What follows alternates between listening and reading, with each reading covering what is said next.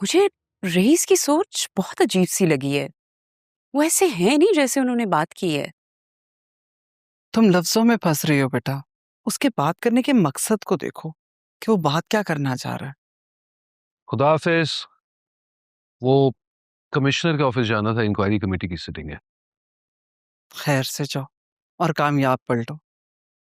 Rice बेटा, पहले उस्मा की बात तो सुन लो। तुम्हें लेकर काफी परेशान है ये। क्यों? मैडम, आप परेशान क्यों हैं? कुछ नहीं, तुम्हारी कल वाली बातों पे जरा थोड़ा सा तुम्हें मटीरियलिस्टिक समझ रही है। नहीं, दो टूक तो मैंने ऐसा कुछ नहीं कहा, लेकिन बात तो आपने गलत की है। अच्छा, तो फिर बताएं क्या गलत था? वही दिल से ज्यादा दौलत वाली बात। उस्मा, फुप्पो तो इस बात से वाकिफ है, लेकिन आज मैं तुम्हारे लिए भी वाज़ेह कर देता हूं। देखो, दौलत से ना मुझे कोई खास शौक नहीं है, बस एक जरूरत है, इससे ज्यादा कुछ नहीं। इंसान अपनी जिम्मेदारियां निभा सकता है, किसी के सामने मोहताजगी नहीं होती। और अगर वाकई मुझे पैसों की हवस होती तो ये 20 लाख रिश्वत का जो गलत इल्जाम मुझ पर लगा था, ये गलत नहीं होता, सच होता और मुझे सजा मिलती। आप बात को किसी और डायरेक्शन में लेके जा रहे हैं। मैंने आपको मटीरियलिस्टिक नहीं कहा, ना मैं ऐसा समझती हूँ। ये तो फूफो के मुंह से ये लफ्ज निकला है। इस लफ्ज धौंस को समझती हो? धौंस? हाँ, जोर जबरदस्ती।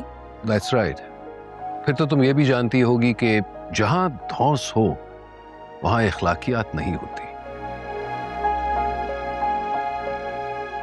और हमारे यहां बदकिस्मती से सिर्फ यही चलता है, एथिक्स नहीं। ऐसा ही है, हर तरफ बेचैनी का माहौल है। सही कह रहे हैं। हाँ, ये सब इसी का रिजल्ट है।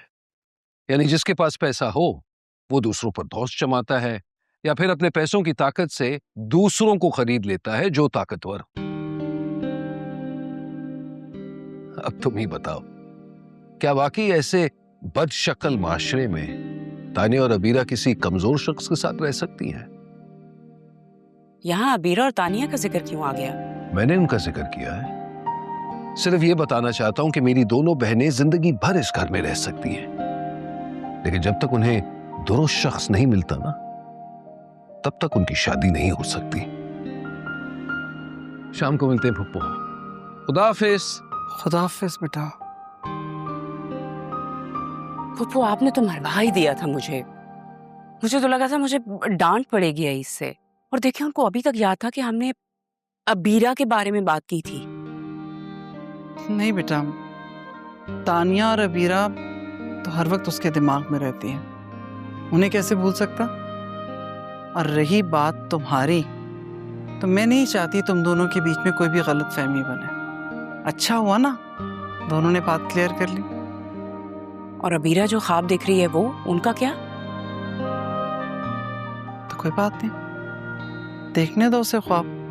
मैंने इजाजत दी है बेटा, भी असद से मिलने के बाद, क्योंकि मेरा मानना है कि असद अच्छा लड़का है, आगे उसकी किस्मत है।